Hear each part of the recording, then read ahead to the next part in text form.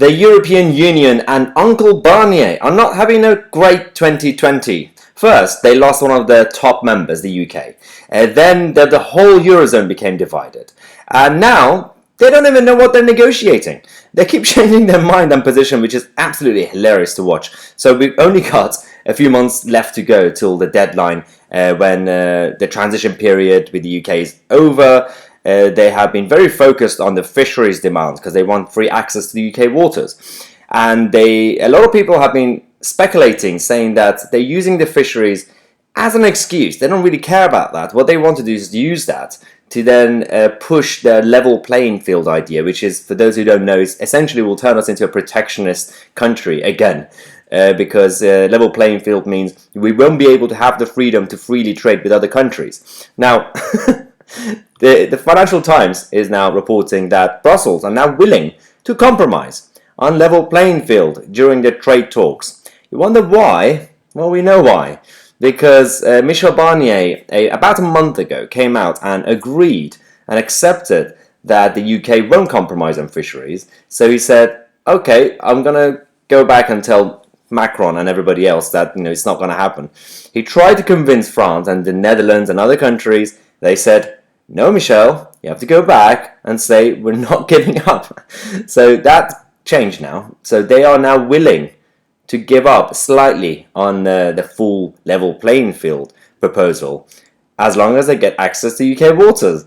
This is brilliant because David Frost, the UK chief negotiator, has rejected both, which doesn't really look too good for Michel Barnier. Look at this video. Michel Barnier is quite frustrated. He doesn't have an easy job, but let's see what he said about fisheries. Everybody knows and must recall and remind that there will be no trade agreement without a fair and balanced agreement on fishery. We are ready to work, but for the moment, on fishery, the position of the EU is very strong.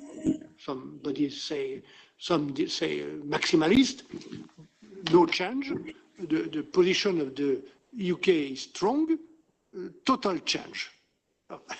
If we stick on these two positions, there will be no discussion on fishery, no agreement on fishery, and so that means no agreement on trade. Now, on the plus side, Uncle Barnier accepts that the UK's position is very strong on this and that there won't be an agreement, which means the UK will probably leave on WTO terms. I'm still convinced that the European Union will budge eventually and come back and say, all right, let's just do a normal free trade deal like any other country. Why do you want full access to UK waters? If you want our fish, pay for it. Simple. Michel Barnier doesn't have an easy job because he said himself that the position from the European Union side is being a maximalist. So we know exactly what that means. But he has now said, this is according to the Express, that he is quitting at the end of the year from his job. And obviously his job will be done essentially, but as a negotiator for the European Union, they could have given him more responsibilities going forward. But if somehow things were to change, they want to use this as a leverage to say, oh, well, Barnier's going, guys, do you want to keep continuing? Well, it's not going to work because the negotiations could continue to an extent. So they're not actually extending the transition period, but in a sense that both sides could agree to something like a skeleton version of a trade deal and then spend the next few years or the next decade keep negotiating for the small kind of details. This is the same tactic that the UK used in 2019 when Theresa May said that if you vote for my deal, I will quit. Not really sure that's going to work for the European Union. This is a pointless kind of piece of news because whether he stays or not, it doesn't really affect us. His job will be done by the end of the year anyway. And yeah, best of luck. And now, the other problems we have is that for the European Union, the IMF are now predicting that Brexit Britain will have a higher GDP growth of 6.3% than the euro area, which will be just about 6% in 2021. Now, as someone who's an advocate of the Austrian School of Economics and Hayek and Mises, I don't obviously go with economic forecasts anyway, and especially when it comes to GDP. And I don't really trust the IMF. But this is the same IMF that Remainers have been using for a long time. Every time there's a projection that the UK will be doing badly, well, none of that happened, guys. We know that. And now it's saying that the UK will actually do even better than the countries in Europe. So this has now triggered a lot of Remainers, because they're back, if you don't know, in a new form. The top business people are here, the top business Remainers.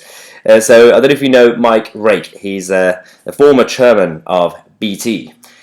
He wasn't one of the best chairmans that BT have had. He didn't lead it properly. He made a lot of mistakes, and the whole board at the time.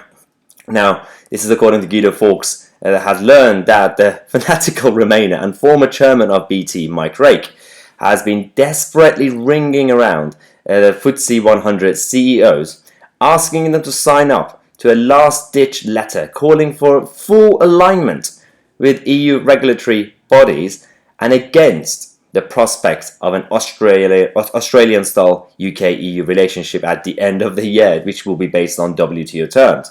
Now, this is funny because people like him, these Remainers, are they spend the first, obviously, few years saying that we should just not respect the referendum result. Let's just overturn it, and then they said, let's just second referendum should be fine, I guess. And if the Brexiteers want to keep voting for Brexit, then we have to go with it. And now they're finally open and honest about the fact that they want the UK to remain a member without being a member. One of the strong points that the Remainers had, they thought, during the referendum was that we have a seat at the table in Brussels, this invisible table that they kept talking about. We have a seat around the table. If you do this, we won't be an official member. We won't have a seat around this invisible table. I don't know why they want to do this, because if we go on our own independently and have a trade deal with the EU, it's win-win. Why is he moaning about this? So Guido Fawkes has now heard that not as many CEOs as expected have jumped on the doom bandwagon, because the majority of business leaders have moved on from this debate. They're just concerned about what's going to happen in the future. They have already prepared for Brexit, and obviously post-Brexit now they're preparing for the post-transition, whether it's going to be WTO completely or some sort of trade deal, obviously with no alignment. And so they didn't actually respond to his letters. So even the CBI that was one of the hubs for the Remain campaign, the propaganda machine, the doom and gloom, they've now come around to the government's way of thinking of the issues like not extending the transition period. Even they're not really in favour anymore. So people like Rake are lonely. Reminds me of what's her name? That woman, the lawyer, Gina Miller. That's the one. Who's not giving up the fight like that Japanese soldier. Now the letter organizer Rake strongly supports the European Movement campaign, obviously, and sits on the board of Huawei, which has been promoting the Chinese company. See, he's sitting on the board of Huawei. He's not he's not credible. Do not listen to this guy.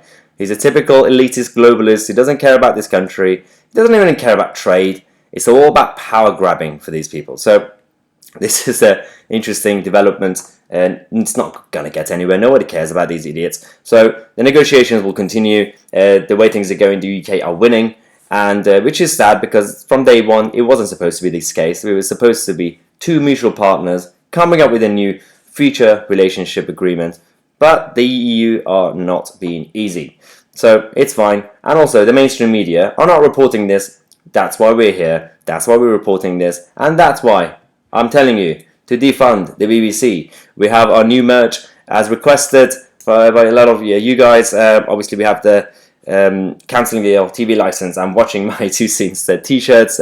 Comes with different colours. Check out the link in the description. Get your t-shirts now. The weather is getting hot. You can't really wear normal shirts anymore. You have to wear short sleeves t-shirts. So get this one. And if you're new to the channel, don't forget to subscribe. And if have been watching for a while and you enjoy the content and everything, then don't forget to become a member. You could find the link in the description, youtube.com/mariotousi/join. You get a lot of benefits. We have Q&As with the members. We have obviously exclusive content. We have a video podcast once a week as a longer version of these videos. And we are now doing Zoom video calls with smaller groups of members every time, so that you guys could actually directly interact with me and have a chat and raise any concerns that you have. And soon we're going to bring back our nationwide tour, the free speech tour around the country. So the members will obviously get priority access to those free slots. Now, thanks again for watching.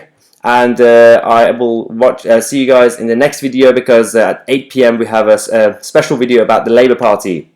Keir Starmer has sacked Rebecca Long-Bailey, and the Labour left are losing their minds. So come back here at 8 p.m. I'll see you guys in the next video.